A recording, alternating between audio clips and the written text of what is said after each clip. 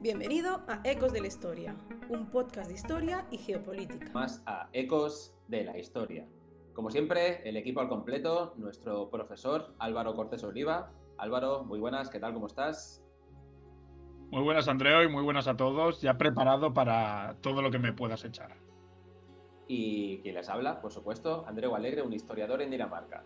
Todo lo que podemos echar, pues la verdad es que es el primer podcast que grabamos en este 2025 y se viene un año con muchísimas cosas, ¿verdad?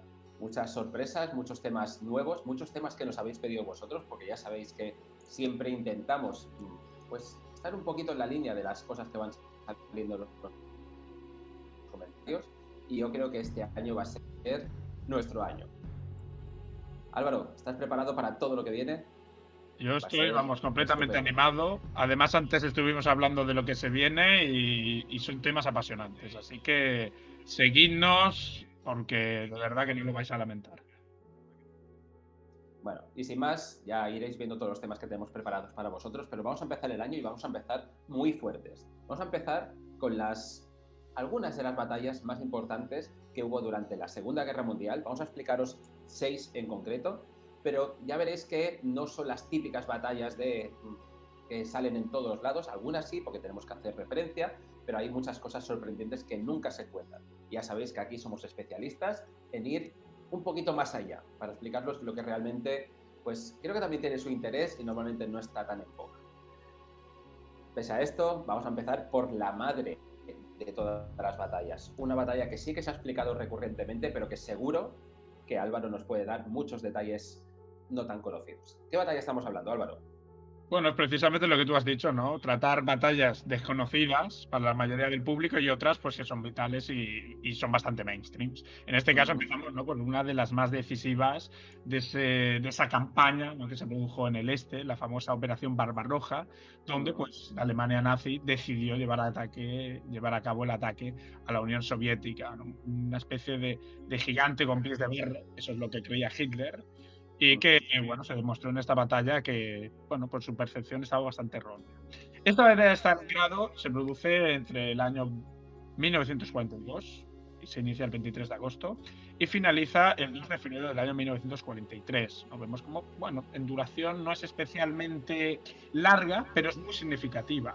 ¿Por qué? Porque hasta entonces pues había producido ese avance de la Wehrmacht, de ese ejército alemán imparable, ¿no?, con la famosa guerra relámpago.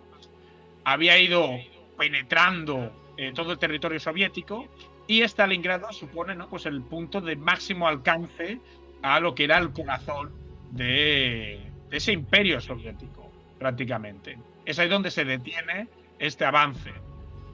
Y por lo tanto, no, pues supone ese enfrentamiento entre el ejército rojo, que se ha ido preparando, ¿no?, a través, ¿no?, pues de todas esas maniobras industrializadoras, de todo ese cambio de altos mandos militares que había llevado a cabo Stalin, y bueno, pues la propia Wehrmacht, ¿no?, la cual también contaba con numerosos aliados. Para ser más precisos, contaba con un total de 950.000 aliados, entre japoneses que participaron, fascistas italianos y, bueno, pues no sé si decir la patria, División Azul, ¿no?, ese grupo de voluntarios que fueron ahí a combatir el famoso, ¿no?, el maligno comunismo soviético.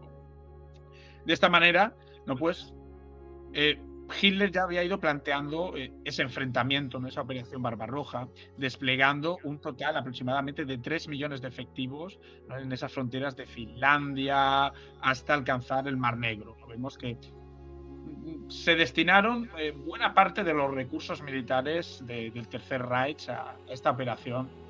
Y bueno, pues Stalingrado fue un conflicto que podríamos decir de los más significativos de esta campaña.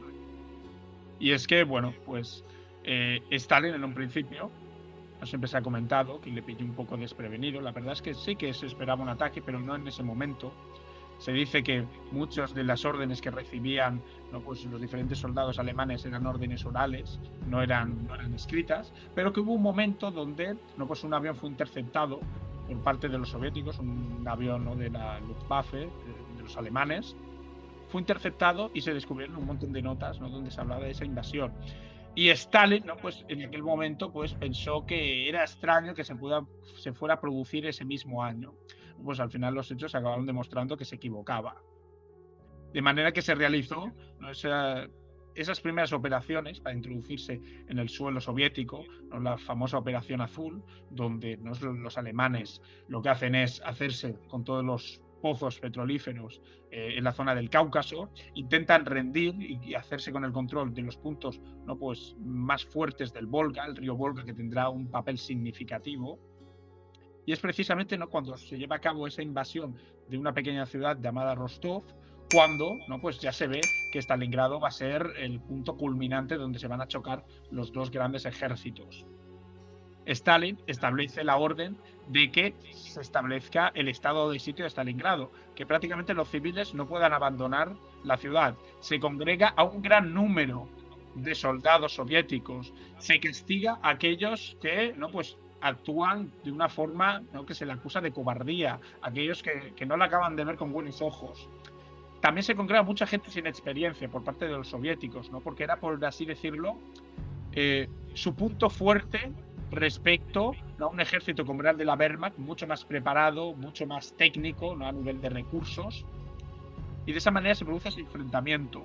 Un enfrentamiento el cual, en un primer momento, estará determinado, ¿no?, por lo que podríamos decir una guerra muy trincada. Una guerra donde en la batalla de Stalingrado se inicia, ¿no?, con los bombardeos constantes por parte de la Luftwaffe, creando multitud de ruinas, y donde sobre todo se centrarán en esa batalla campal dentro del contexto urbano. Vemos como los nazis van entrando por las viviendas, inspeccionan, miran a ver si hay civiles, si están los soldados soviéticos escondidos. Era un tipo de guerra en la cual la Alemania nazi no estaba muy habituada. Y, ¿no?, pues eso tendrá como consecuencia que en los primeros días caigan aproximadamente 2.500 efectivos alemanes. Pero no solo fueron los alemanes los que cayeron. Vemos en el bando soviético cómo cayeron un total de 6.000 efectivos los primeros días. Lo vemos como los soviéticos estaban dispuestos a poner más hombres si hacía falta por tal de contrarrestar esa superioridad técnica. Una cosa, ¿no?, que utilizó el general Chuikov, el cual pues era consciente de ese contexto en el cual jugaba a nivel bélico.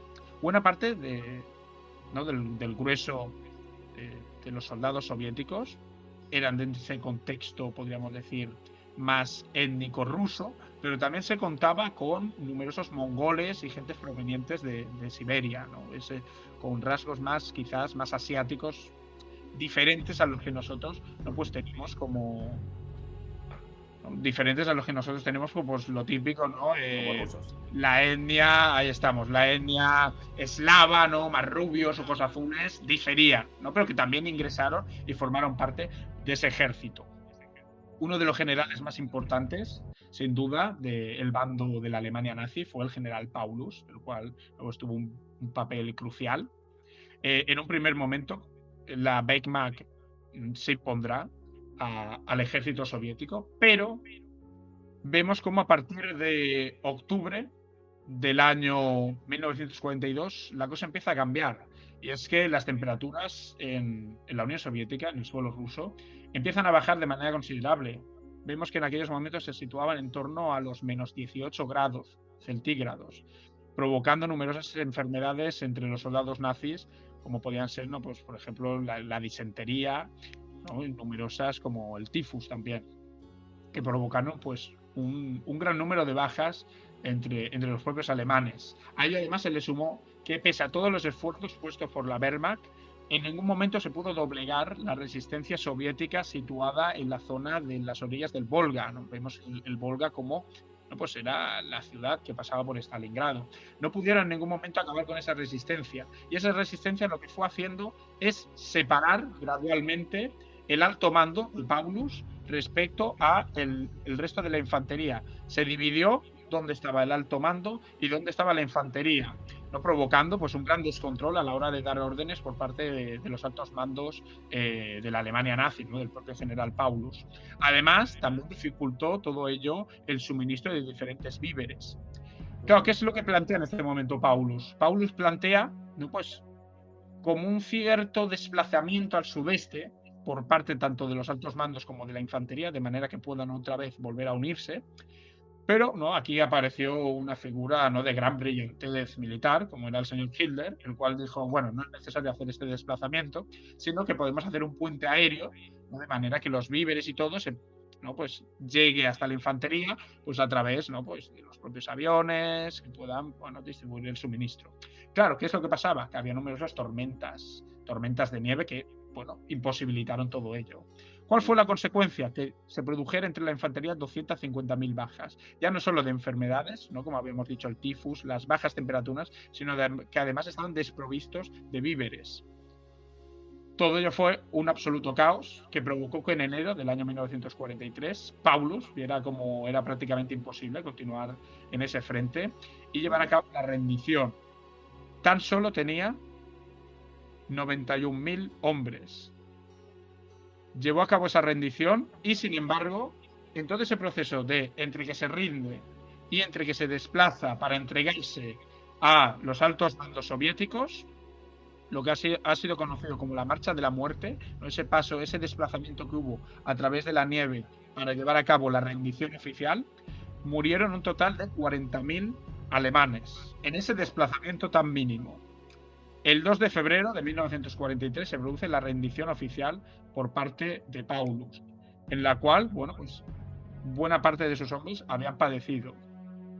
De esos hombres, tan solo 6.000 volvieron a Alemania. El resto fueron capturados por parte de la Unión Soviética y se utilizaron posteriormente para llevar a cabo la reconstrucción de la ciudad de Stalingrado. Una ciudad muy significativa, ya no por el peso que tenía la Unión Soviética, sino por el valor, ¿no? Podríamos decir el valor que tenía, ¿no? Era la ciudad que había recibido el nombre, ¿no? De, bueno, pues de la gran figura, ¿no? de la época dentro de la Unión Soviética, ¿no? Del famoso camarada Stalin, ¿no? Invadirla era pues algo que Hitler había estimado crucial y que sin embargo pues no se pudo producir. Una batalla que supuso un punto de inflexión en toda esta campaña en el este de Europa, ¿no? Ya vemos como a partir de ese momento todas las fuerzas soviéticas que habían ido retrocediendo empiezan a emprender una ofensiva que prácticamente les llevará a la toma de Berlín posterior. Muy interesante todo lo que comentas. Al final, bueno, tienes razón, ¿no? Los rusos, su forma de hacer la guerra siempre es tirar grandes contingentes de gente. Incluso lo vemos ahora, ¿no? Que como saben que hay una superioridad numérica, pues utilizan esa baza. Y muy interesante también el hecho de que hayas remarcado que Stalin en un primer momento pensaba que los alemanes no lo atacarían en ese momento. Recordemos que había un pacto entre ellos. La Alemania nazi y la Unión Soviética tenían el pacto Ribbentrop-Molotov, por el cual se comprometían a no atacarse mutuamente y además a ir hacia algunos países. Polonia, por ejemplo, se dividió entre zonas de influencias de un lado y de otro. O sea, no eran aliados, pero en muchos aspectos eran muy equiparables, vamos a decirlo así. Bueno, pero Andreu, también hay que tener en cuenta que el pacto Molotov-Ribbentrop, los dos sabían que se iba a producir el choque tarde o temprano. Era una forma también de ganar tiempo. Sí. Por parte, por ejemplo, de la Unión Soviética, era un país que estaba, bueno, que prácticamente, ¿no? Estaba por industrializarse y se vio esa maniobra como ganar tiempo para prepararse para un ataque que, sin duda, pues se esperaba por parte de los nazis. Que, sin embargo, ¿no? Pues en esas circunstancias, Stalin dudó que era ese el momento en el que se iba a emprender la ofensiva. Claro. Y además, este pacto les iba muy bien a los soviéticos, sobre todo porque habían tenido ya otros enfrentamientos, vamos a decirlo así, y no habían salido demasiado bien parados. El primero de ellos, la guerra de invierno contra Finlandia, que, bueno, sería debatible quién ganó de los dos, y lo ponemos ya a colación con la batalla que me toca a mí explicar, que también participaron los soviéticos, también participaron las tropas mongolas y también participó el propio general, el general Zhukov. Y es que vamos a hablar ahora de la batalla de Khalkhin Gol. Y no me matéis mucho con las pronunciaciones, porque mi mongol, de momento, soy un poquito, pero no tengo un mongol demasiado bien traído. Y no, esta es otra de las batallas que no son las más famosas por sí, pero que tuvo, yo siempre digo, que una importancia capital en el devenir de la Segunda Guerra Mundial.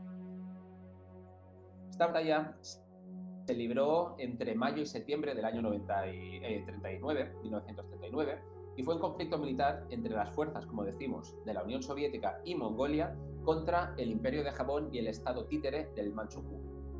Este enfrentamiento ocurrió cerca del río que le da precisamente nombre a la batalla, el río Haldin-Gol, y que se encuentra en la actual frontera entre Mongolia y la región china de Mongolia Interior. Por una parte, las fuerzas soviéticas estaban lideradas por el experimentado general Zhukov, el que tú has dicho que también hizo la defensa de Moscú, quien meses más tarde, como ya decimos, lideraría, ¿no?, esta defensa. Y también tenemos que las fuerzas soviéticas y las mongolas estaban relativamente mal organizadas, pero bastante respaldadas por una fuerza blindada y aérea relativamente moderna, dentro de esa pretensión de industrialización que tú decías antes. Por el otro lado tenemos el ejército del Kwantung, que es como se llamaba el ejército imperial japonés en esa parte, y que contaba con unas tropas muy disciplinadas, pero digamos que limitadas en términos de apoyo logístico y armamento pesado en comparación con sus adversarios soviéticos. Especialmente hay que remarcar aquí que el Japón imperial estaba muy lejos de la línea de frente. Y eso, igual que les pasó a los alemanes durante la Operación Barbarroja, dificultó muchísimo todo el tema de la logística. Y ya os digo yo que en tema de guerra la logística es prácticamente más importante que las batallas en sí. La batalla se desencadenó debido a unas primeras disputas fronterizas entre Mongolia, que era aliada de la Unión Soviética, y el Manchukuo, que estaba bajo el control japonés, ya que Japón en ese momento buscaba expandir su influencia en territorio en básicamente toda Asia. Los japoneses ocuparon la zona del Haldin-Gol en mayo del 39 y en respuesta los soviéticos enviaron refuerzos masivos al mando de Zhukov, quien aplicó una estrategia combinada de artillería, tanques, aviación y, bueno, básicamente aprovechó toda esa superioridad armamentística que tenían sobre los japoneses en ese momento. A finales de agosto, Zhukov lideró un contraataque devastador que rodeó a las tropas japonesas mediante una maniobra de pinza, y esto obligó al ejército del Kwantung a retirarse y aceptar una dolorosa derrota. Pero más allá de la derrota japonesa o de los soldados o carros blindados que estos pudieran perder, la importancia de esta batalla sobre todo está en las consecuencias a medio y a largo plazo, ya que la derrota japonesa convenció a Japón de que no debería enfrentarse a la Unión Soviética en una guerra a gran escala, y en lugar de eso buscó expandirse hacia el norte. Japón centró su atención especialmente en lo que era el sudeste asiático y la zona del Pacífico. La batalla, digamos que reforzó la firma del Tratado de Neutralidad entre Japón y la Unión Soviética, una suerte de tratado como el pacto de Ribbentrop-Molotov que decíamos antes, pero en este caso fue firmada en el año 41. Y esto permitió a los soviéticos concentrar todos sus recursos en la lucha contra Alemania. Digamos que la victoria soviética también consolidó bastante lo que era la fama de este general, de este Zhukov, como uno de los mejores estrategas y de los más brillantes que ha habido durante toda la Segunda Guerra Mundial. La verdad es que fue una batalla, como ya decimos, muy importante, sobre todo porque le permitió concentrar a los soviéticos todas sus fuerzas en defender su parte más occidental. Además de todo eso, y eso ya quizás sería un tema para otros podcasts, hubo otros elementos de espías, de contraespionaje muy interesante, pero siempre vamos a dejar alguna miguita para que nos podáis preguntar en los comentarios y ahí lo explicaremos si queréis. Miguitas de pan. Miguitas de pan. Álvaro, yo creo que esta es una de las desconocidas, porque al final el teatro de operaciones de Occidente, del Pacífico incluso, Alemania, Francia, Italia, esos son los sabidos, pero las batallas entre soviéticos y japonesas, al menos en Europa, son bastante más desconocidas. Y además es una cosa muy desconocida, pero determinante para el desarrollo de los hechos, porque como tú muy bien decías, ¿no?, la consecuencia de esa batalla fue que los japoneses dejaran la ofensiva contra los soviéticos. No como hubiera sido si no se hubiera producido esa batalla. Claro. Los soviéticos hubieran tenido que lidiar con la ofensiva de los alemanes y la de los japoneses a la vez. Son cosas que se desconocen, pero cruciales. De hecho, ya sabes que no se dio ninguna batalla entre soviéticos y japoneses prácticamente hasta el final de la guerra, en lo que se llama la Tormenta de Agosto. Y eso fue una ofensiva masiva lanzada por la Unión Soviética contra el Imperio de Japón en agosto del 45, precisamente. Una vez ya Alemania ya estaba derrotada, según el ejército soviético, se fue contra Japón. Y digamos que en este momento, si quieres lo explicamos también un poquito, esta ofensiva fue liderada por el mariscal Vasilevsky, que contaba con unas fuerzas de más de 1,5 millones de soldados en el año 45, más de 5.000 tanques, más de 3.800 aviones, o sea, una capacidad logística y táctica abrumadoras. Y por su parte, el ejército de Japón, aunque seguía siendo bastante numeroso, ya que contaba con unos 700.000 efectivos, digamos que ya era un momento que estaban mal equipados, muy desmoralizados, con unos recursos muy limitados y preparados principalmente para una guerra de carácter más defensivo. En ese momento, la Unión Soviética, tras firmar el Pacto de Yalta, esa famosa foto, ¿no?, entre el primer ministro inglés, el americano y el propio Stalin, después de este Tratado de Yalta, decidió que iba a ir contra el Imperio de Japón y así lo hizo. Al final, en menos de 2 semanas, las fuerzas soviéticas tomaron grandes extensiones de terreno, incluyendo Harbin, Mutken y todas las partes conquistadas que tenían en territorio continental, y el ejército de Japón quedó totalmente devastado, desorganizado y finalmente se rindió. Y podríamos decir que la entrada de los soviéticos en la guerra fue el golpe devastador, ya que demostraba que su posición era absolutamente insostenible, incluso dentro del continente asiático. Y muchas veces tenemos esta imagen de, no, los japoneses se rindieron por las 2 bombas nucleares, Hiroshima, Nagasaki, los bombardeos a Tokio. Sí, por supuesto, pero también yo creo que especialmente porque veían que o se rendían en ese momento o el peligro realmente no es que los estadounidenses le metieran 3 bombas más, es que los rusos entraran prácticamente, que también, pero no sé qué prefiero, si que me tiren 3 bombas en 3 ciudades o que los soviéticos entraran como elefante en cacharrería. Las cosas no pintaban bien. Sí. Bueno, Andreu, desde luego completito, nos ha citado aquí a Roosevelt, Winston Churchill, Stalin, y me quedo con una figura, ¿no?, que has comentado, sin duda, el señor Zhukov, una de pues, las mentes militares más brillantes, sin duda, de la Segunda Guerra Mundial. Y bueno, la batalla que voy a citar ahora también reúne, ¿no?, una pregunta, Álvaro, antes que nos diga la batalla, ¿te gustan los perros? Me gustan los perros, me encantan los perros. Pues venga, cuéntanos tu batalla.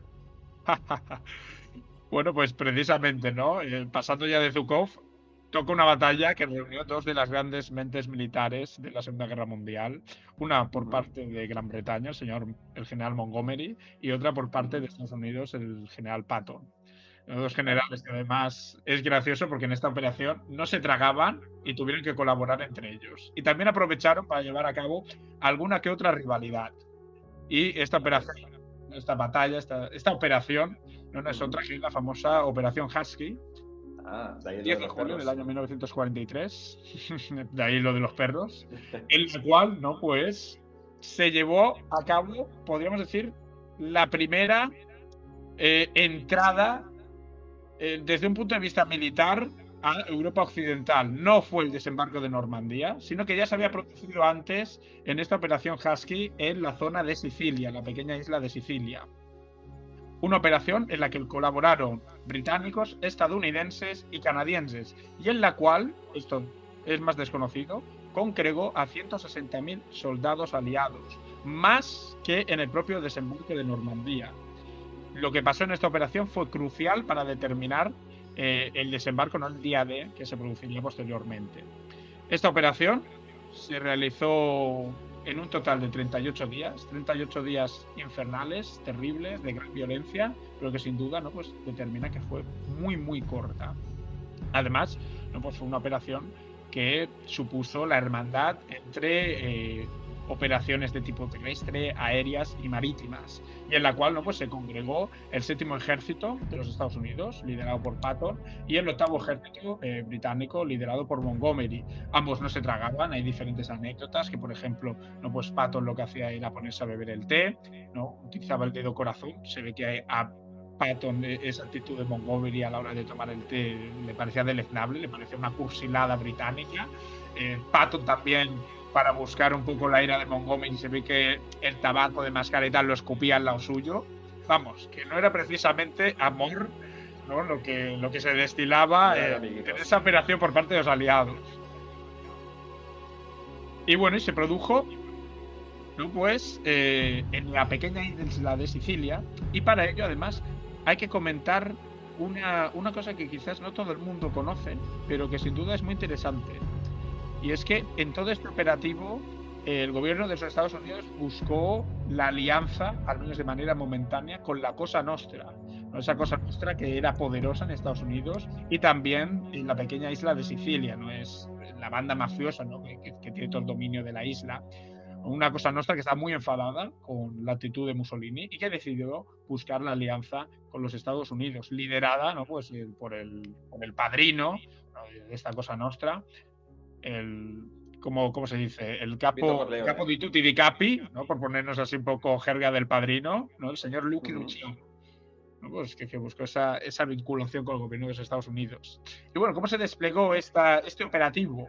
Pues se llevó a cabo el desembarco por una parte de los Estados Unidos en el sur de la isla, en la zona de Licata, con diferentes enfrentamientos con la Regia Marina, ¿no? Ese cuerpo vinculado, ¿no? al gobierno italiano. Se produjeron numerosos enfrentamientos.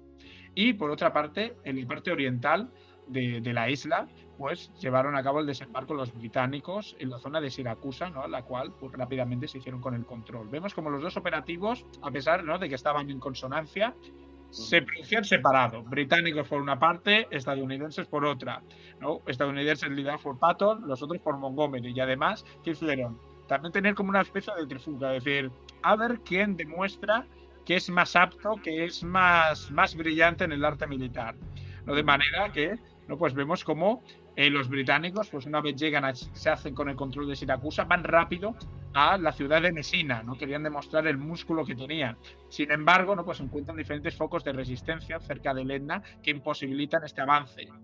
Al contrario de lo que pasaba, ¿no? Pues con la infantería estadounidense liderada por Patton, la cual el 22 de julio del 43 conquistan la ciudad de Palermo y el 17 de agosto culminan, ¿no? esa operación Husky de la mano de Patton con la toma de Messina, ¿no? Lo que no habían podido los británicos, de manera que Patton se corona, ¿no? Como yo soy mejor general que tú porque he logrado, ¿no? pues conseguir el éxito a diferencia de ti, Montgomery.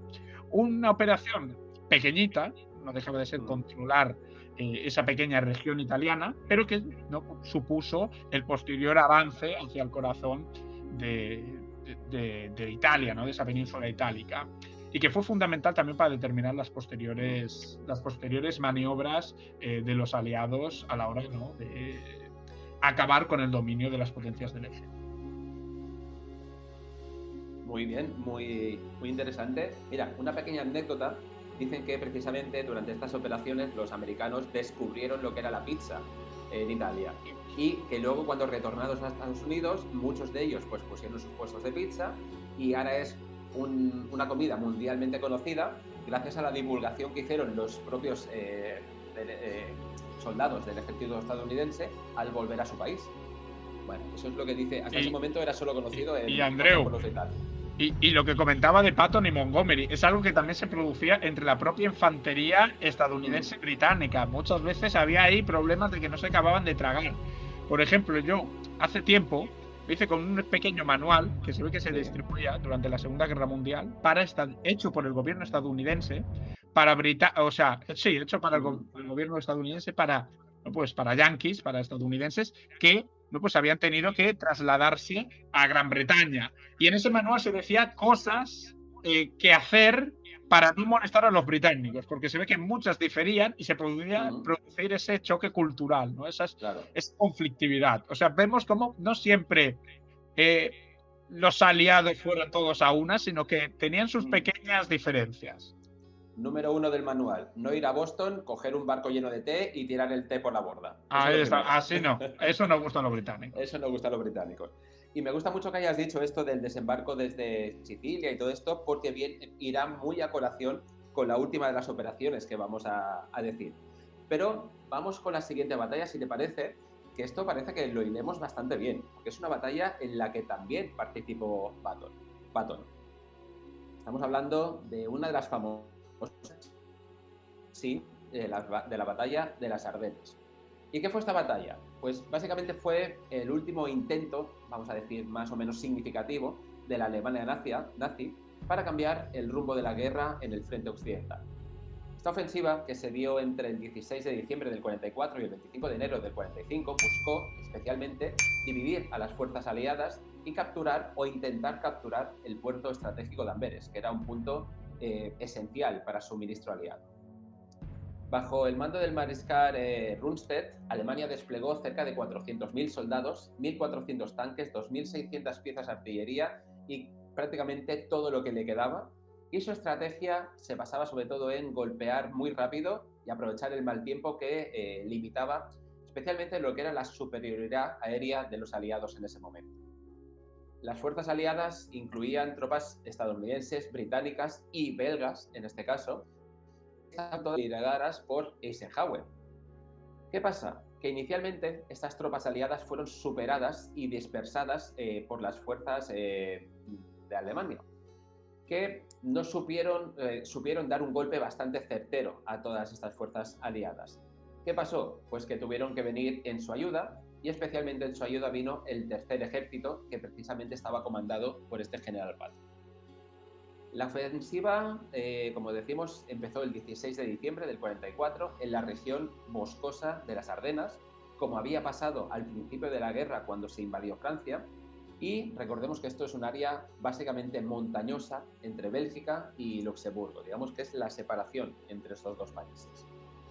Aprovechando la densa niebla invernal que suele haber ahí, los alemanes lograron romper unas primeras líneas aliadas y crearon un saliente en toda la línea de frente. Las tropas estadounidenses, especialmente las de la 101 División Aerotransportada, resistieron en la ciudad de Bankstown y digamos que esto fue el punto clave para que los alemanes no pudieran conseguir parte de sus objetivos. Y esta 101 División es archiconocida porque ha salido en todas las series, en todas las películas. Hollywood se encarga de poner muy bien a los suyos. Ya sabemos que la guerra la ganaron los estadounidenses, ¿verdad? Los soviéticos ni se les menciona. Siguiendo con la batalla, vemos que a medida que el clima fue mejorando, los aliados aprovecharon la superioridad aérea que tenían y reforzaron el frente.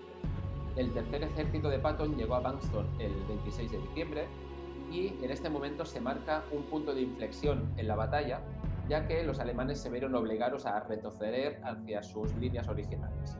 La ofensiva alemana puede catalogarse a todas luces, como decimos, como un fracaso prácticamente absoluto, ya que no solo consiguieron ninguno de los objetivos planeados, sino que aunque tuvieron unos pequeños éxitos iniciales, los alemanes sufrieron pérdidas irreparables en cuanto a hombres, en cuanto a tanques y especialmente en cuanto a combustible, debilitando su capacidad de defensa en el propio frente occidental.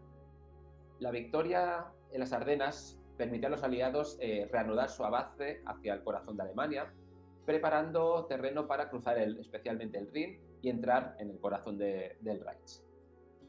La resistencia aliada, particularmente en esta ciudad, en Bankstown, se convirtió en un símbolo, salió en todas las películas, como decimos, y eso permitió también a la vez elevar la moral de las tropas aliadas, que en ese momento estaba no demasiado bien. Y sobre todo, y esto es importante por lo que decíamos antes de la pérdida de hombres, de materiales y de combustible. Uno de los factores que se alude como decisivo para que los alemanes no consiguieran sus objetivos precisamente que se quedaron sin gasolina, básicamente. Gran parte del plan estaba ideado para que, mediante iban avanzando, fueran capturando diferentes depósitos de combustible, cosa que no se dio, y eso literalmente hizo que los tanques y los aviones no pudieran ni moverse. Vemos otra vez la logística y vemos uno de los puntos débiles que tenía la Alemania nazi, que al final era la imposibilidad de tener campos petrolíferos suficientes como para alimentar a toda la maquinaria de guerra que era la fundamental. ¿Y qué tenemos más? Porque esta era otra de las mainstream. Bueno, es de las más mainstream, pero no por ello menos importante. O sea, la batalla de las Ardenas, eso hay que mirárselo, pero bien, ¿eh? No permitimos que haya gente que la desconozca. Bueno, la batalla de las Ardenas, o quizás sería mejor decir la segunda batalla de las Ardenas, porque vemos que cuando se invadió Francia también entraron por ahí. O sea, podríamos delimitar con la famosa línea Maginot, y bueno, ya haremos algún podcast hablando de desastres militares y debe aparecer eso sin duda. Y bueno, Andreu, Y la hoy línea me toca 6 hablar es, digamos, el equivalente alemán a la Maginot francesa. al despiporre francés. Al- Ahora toca hablar Mira, de una batalla. aquí si me permites, Álvaro, simplemente Dime. un segundito, le pediremos a nuestra realizadora Elsa que ponga la típica bandera francesa, es decir, esta que tiene las 3 franjas, la blanca y la blanca. Dicho esto, vamos con la siguiente. Sí, por aquí. Estaría bien.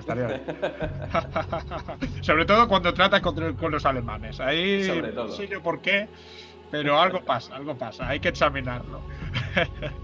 Bueno, pues ahora toca hablar de una batalla muy poco conocida. Que es más, yo había escuchado alguna vez de pasada, pero no había entrado demasiado en ella, y con motivo de este podcast, al cual le agradezco también que me dé información a la hora de investigar y tal, pues he podido informarme como es debido. Y no es otra esta batalla que la batalla de Koima, librada entre el 4 de abril y el 22 de junio del año 1944, ¿no? Una batalla que duró apenas un año. Calificado por algunos historiadores como el Stalingrado del Este, por la dureza y la violencia de los combates, ¿no? Como ya empieza a animarse la cosa. Sí. ¿Dónde se produce esta batalla de Koima? En la India, ¿no? Koima es una pequeña localidad que hay en la India y fue el intento de los japoneses de invadir al menos la región de Assam, una pequeña provincia de la India. Vamos a explicar el porqué de todo. Nos situamos en el año 1944. Japón, en todo lo que sería el Pacífico, ese frente del Pacífico, está retrocediendo ante las numerosas ofensivas llevadas a cabo por los estadounidenses. En paralelo, en la India, el señor Long Mountbatten, que era una especie de gobernador puesto por los británicos para administrar la India, este hombre estaba reorganizando todos los efectivos militares para, tomar el norte de Birmania, que habían perdido, y para establecer una carretera que conectase la India con China. En este momento, los japoneses lo que decidirán es llevar a cabo una incursión a la India. ¿Con qué fin? 1. Aliviar la presión en la zona del sur del Pacífico debido a ese acoso estadounidense. Dicen, vamos a abrir diferentes frentes. Y por otra parte, promover, ¿no?, la sublevación de los independentistas hindús, que veían en el ejército japonés, en una posible entrada, ¿no?, pues la liberación, ¿no?, que podían romper esas cadenas coloniales que los vinculaban, ¿no?, a la metrópolis, a Londres. De esta manera, los japoneses, liderados por el mariscal Masamachi Tadauchi, de nuevo, perdonen, mi japonés está en niveles primitivos, ¿no?, coordinó un ejército que fue el Ejército Nacional Indio. ¿Por qué se llamaba Ejército Nacional Indio? Porque este ejército, que formaba parte del ejército japonés, estaba compuesto por prisioneros de guerra hindúes, por otros procedentes de Malasia y otros de Birmania, los cuales fueron esos efectivos que se enviaron para llevar a cabo este operativo. ¿Qué es lo que harán los japoneses? Empezarán el 15 de marzo de 1944 a llevar a cabo una incursión por la zona de Birmania, pasando por el río Chinwin. Irán, ¿no?, de manera paulatina, sin que los británicos se acaben de dar cuenta de lo que estaba pasando, irán penetrando toda la región de la India hasta alcanzar la ciudad de Koima, la cual ocuparán. ¿Qué es lo que querían hacer en la ciudad de Koima? Pues romper el suministro de esta ciudad con otra ciudad que se llamaba Impal, donde se encontraba la base británica. De manera que al cortar el suministro, pues las tropas británicas se encontrasen en una situación delicada, de gran debilidad, ¿no? Y a partir de ahí, a través de victorias contra los británicos, pues poder conseguir esa sublevación, ¿no?, ese caos que se buscaba dentro de lo que venía a ser, ¿no?, pues el Raj británico. Se lleva a cabo esta incursión, se toma Koima y se lleva a cabo el cierre, ¿no? Se corta las carreteras, ¿no?, que la vinculaban a la ciudad de Impal. Además, todo el grueso de este ejército japonés empieza a dirigirse a la ciudad de Impal, donde, ¿no?, lo que pasará es que el teniente general William Slim lo que hará es, con un operativo, con una infantería de aproximadamente 2.500 efectivos, llevarán a cabo la resistencia contra toda esa ofensiva japonesa, a la vez que pedía, ¿no?, pues refuerzos al gobierno británico. Unos refuerzos que tardarían mucho en llegar porque prácticamente fue visto como un ataque de la nada. Aguantaron la artillería japonesa y en los enfrentamientos cuerpo a cuerpo, paradójicamente, los británicos obtuvieron la victoria, ¿no? Contra unos japoneses los cuales iban muy confiados. El 11 de abril, estas dinámicas, ¿no? Esa ofensiva japonesa se detiene y se inicia una guerra de trincheras, en la cual los británicos reciben esa ayuda, esos refuerzos que habían ido demandando. También reciben el apoyo de la RAF, de la aviación británica, que logra paliar los ataques japoneses. Se toma Garrison Hill, que era uno de los puntos claves en la región por parte de los británicos. Y a partir de este momento los japoneses lo que harán, ¿no? Es retirarse. Estamos en una zona que se caracterizaba por la selva una selva, iba a decir amazónica no, por una selva muy frondosa y por un clima de lluvias monzónicas muy potentes. Lo que harán los japoneses es retirarse y esconderse a través de esta selva y construir búnkeres defensivos. ¿No? Es ahí cuando se inicia lo que he dicho, ¿no? Esta guerra de trincheras, ¿no? En la cual pues, se producirán enfrentamientos de gran dureza y que provocarán un gran número de bajas. Los británicos logran expulsarlos a través de la ayuda de tanques y también los japoneses, muchos se rendirán debido a la falta de provisiones que recibían. Se dice que muchos japoneses se rindieron y otros, muchos, debido a todas las penurias sufridas, decidieron suicidarse, ¿no? Aplicar ese código Bushido, ¿no? Y llevarlo pues, a su última consecuencia. Se produjo el fracaso de esta toma de Koima en la llamada Operación Hugo, como le llamaron los japoneses, y este fracaso fue provocado debido a que en todo momento los japoneses, podemos decir que, ¿no? Infravaloraron la capacidad de los británicos.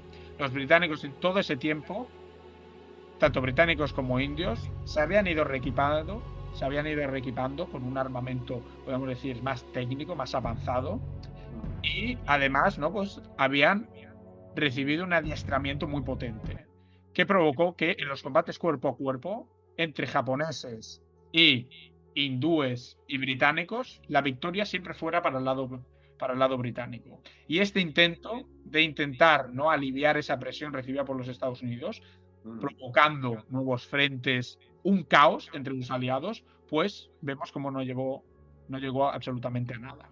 Pero, sin embargo, una batalla muy interesante y la cual, sinceramente, yo había escuchado alguna vez de pasada, pero que desconocía completamente. Claro, nunca hay que subestimar a los británicos. Al final tienen esos genes que vienen ancestralmente piratas y hay que tener cuidado con ellos.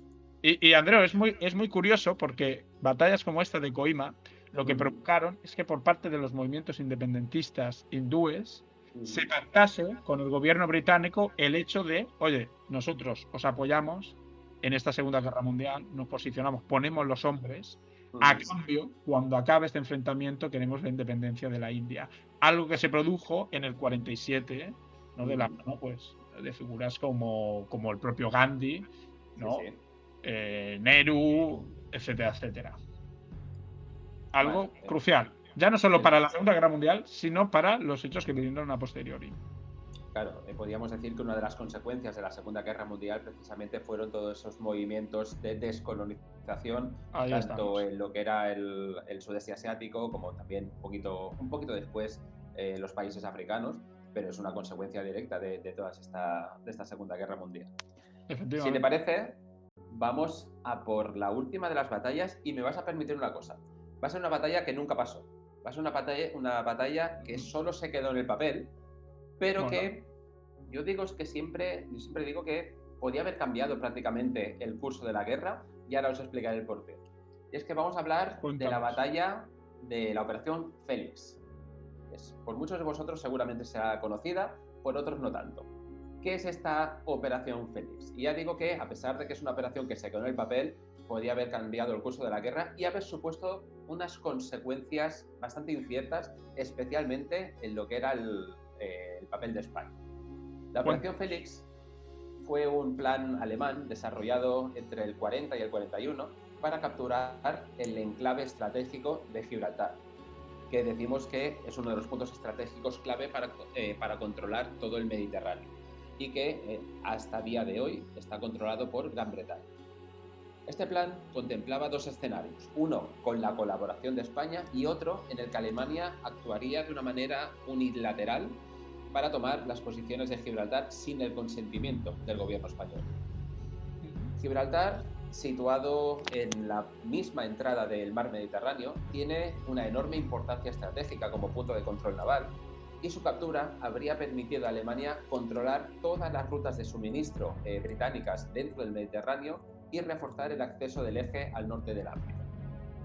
En un primer momento se proyectó, digamos, un enfoque más diplomático. En octubre de 1940, Hitler se reunió con Franco en la archiconocida reunión de Endaya para intentar persuadir a este de que España entrara en la guerra del lado del eje y permitiera el paso de las tropas alemanas hacia Gibraltar. A cambio, dicen que Hitler prometió apoyo militar y concesiones territoriales, como por ejemplo ampliar las colonias españolas en Marruecos y el control de parte del norte de África. ¿Qué pasó? Que Franco rechazó la oferta debido a varios factores. Y aquí vamos a decir factores más allá de los puramente especulativos, como sería el caso de Canarias o de otros que quizás podríamos tratar en otro momento. Pensemos que en ese momento España estaba absolutamente devastada tras la guerra civil del 36 al 39 y no tenía recursos para participar en un conflicto y menos de carácter mundial.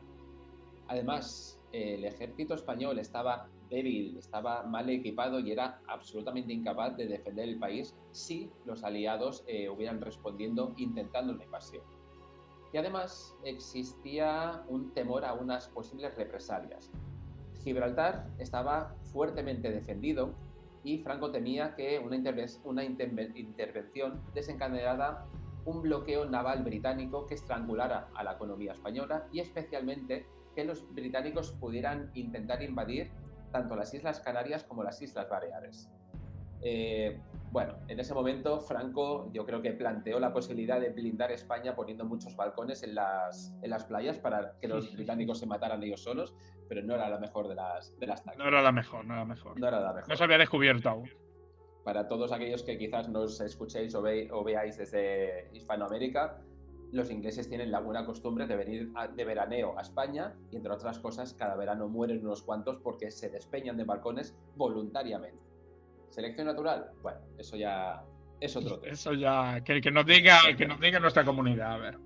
Que nos diga nuestra comunidad. Digamos que los alemanes, ante la negativa de Franco a participar en la contienda, contemplaron un posible ataque directo a Gibraltar sin la autorización española. Este escenario implicaba, de facto, la invasión de España desde el sur de Francia para permitir un despliegue de tropas alemanas que iban yendo hacia el estrecho. Las fuerzas alemanas, lideradas por el general Kluber, planeaban atacar Gibraltar con unidades especializadas en asaltos de montaña y artillería pesada, tanto desde tierra como desde el mar. Los submarinos alemanes y la Luftwaffe jugarían un papel clave en aislar a Gibraltar, mientras las fuerzas terrestres escalaban las fortificaciones del Beira. Ahí podemos decir que hay varias razones por las cuales los alemanes acabaron desestimando esta opción. Por un lado, las complicaciones logísticas, ya que un ataque a España habría desviado buenos recursos, un número significativo de recursos de otros frentes más prioritarios, como la Operación Barbarroja, por ejemplo, y además se esperaba una fuerte resistencia por parte de los ingleses. Incluso con una colaboración española, Gibraltar estaba muy bien defendido por las fuerzas británicas y tomarlo habría sido realmente bastante costoso a nivel de hombres y a nivel de materiales. También está el coste político, ya que si los alemanes hubieran optado por invadir España, habrían comprometido las relaciones de Alemania con otros países neutrales, como podía ser el caso de Portugal, y podía haber empujado a Franco a aliarse con los propios aliados. No lo veo mucho, pero era una opción. Pero muchos podríamos pensar, al final Gibraltar es solo una montaña, es un espacio de tierra de pocos kilómetros cuadrados que tampoco podría tener mucha importancia, ¿verdad? Pues nada más lejos de la realidad, ya que este punto es un clave absolutamente estratégico por varios motivos. Al no capturar Gibraltar, los aliados pudieron mantener el control del estrecho, lo que les permitió sostener sus operaciones en el norte de África y en el Mediterráneo oriental. En concreto, el Reino Unido pudo abastecer a las tropas del octavo ejército británico en Egipto, lo que fue fundamental para la victoria aliada en la campaña del norte de África. Sin Gibraltar, Alemania no pudo aislar eficazmente las líneas de suministro británicas hacia el África del Norte, y esto resultó en que no se pudo abastecer de manera eficiente al Africa Corps, liderada por el archiconocido también Erwin Rommel. Además de la supervivencia de Gibraltar, esto permitió a los aliados lanzar importantes operaciones anfibias en el Mediterráneo, como la invasión de Sicilia, que tú muy bien decías antes, en la Operación Husky en el año 43, y el posterior desembarco en toda Italia. Y hay quienes afirman que la no captura de Gibraltar fue uno de los motivos principales del fracaso alemán durante toda la guerra. Esto es respaldado por incluso correspondencia que el propio Hitler le hizo llegar a Franco diciendo, y digo palabras literales, el ataque a Gibraltar hubiera supuesto el cierre del estrecho, hubiera cambiado la situación del Mediterráneo de un solo golpe y hubiera podido cambiar el curso entero de la guerra. Estas son palabras que se le atribuyen al propio Führer. Entonces, bueno, quizás deberíamos mirar un mapa para ver todo lo que podría haber pasado si los alemanes hubieran conseguido cerrar ese Mediterráneo. Es que, al final la guerra es eso, pequeños momentos que determinan todo. Y como tú muy bien dices, eso provocó que los británicos pudieran llevar a cabo un despliegue significativo en diferentes campañas, en el norte de África, la propia Operación Husky que decíamos, ¿no? Por ejemplo. Muy significativo. Mira, Álvaro, te propongo una cosa. Si vemos que hay mucho apoyo para hacer un podcast sobre esto, hacer algún día una ucronía, una historia ficción de qué hubiera pasado si los nazis hubieran... Historia contrafactual. Esto sería chulo. Igual no sería muy bien visto desde nuestra universidad, ¿no? Porque al final la historia tienes que hacerla de una manera científica y no especulativa, pero... Eso para los que quieran, un poco de ejercicio de historia contrafactual, que hubiese pasado alguna desgracia de Gran Bretaña o de lo que quieran, dejen ahí un comentario, un like, acojan bien el vídeo. Comentarios, sobre todo comentarios, porque así sabemos cuál es vuestra opinión. Fundamentales. Pues tiramos ese guante. Igual hacemos en algún momento un guante. Lo tiramos. A mí me convence. A mí me convence. Venga.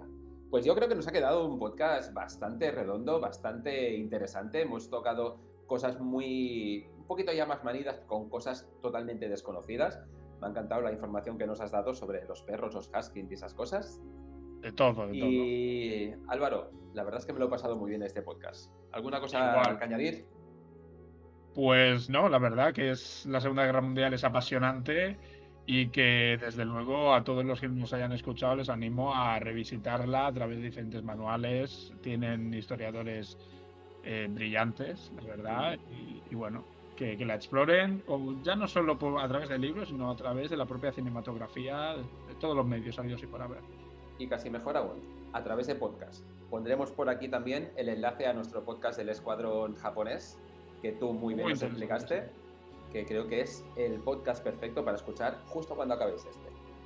Álvaro, muchísimas gracias por tu tiempo, nos vemos en la siguiente y a todos vosotros, como siempre. Gracias por estar ahí, esperamos vuestros comentarios y nos vemos en la próxima. Un saludo.